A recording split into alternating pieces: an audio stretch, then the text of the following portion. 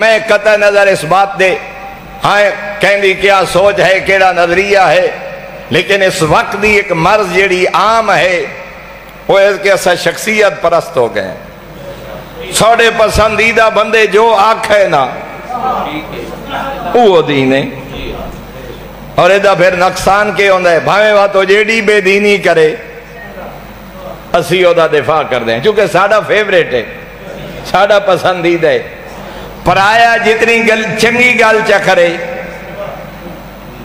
اسانو وہ چنگی نہیں لگ دی، جب تک شخصیت پرستی نہ چھوڑے سو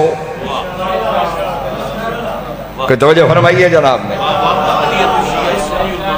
اور اسے واسطے چھویں آقا میرے چھویں آقا دا ایک فرمان ہے، فرمایا بندیاں دے ذریعے حق نہ پہچانے دلیل نال حق پہچانے۔ دلیل کیا ہے؟ یا قرآن ہے یا 14 دا فرمان ہے، فرمایا بندیاں دے ذریعے حق نہ پہچان دلیل دے ذریعے حق پہچان۔ مولا کیوں؟ فرمایا بندیاں دے ذریعے حق پہچانے بندہ گمراہ ہویا تا تو بھی گمراہ، فرمایا جدہ دلیل نال حق پہچان ویسے پہاڑ اپنے مقام تو حل سکدے تو اپنے مقام تو نہ حل سکدے۔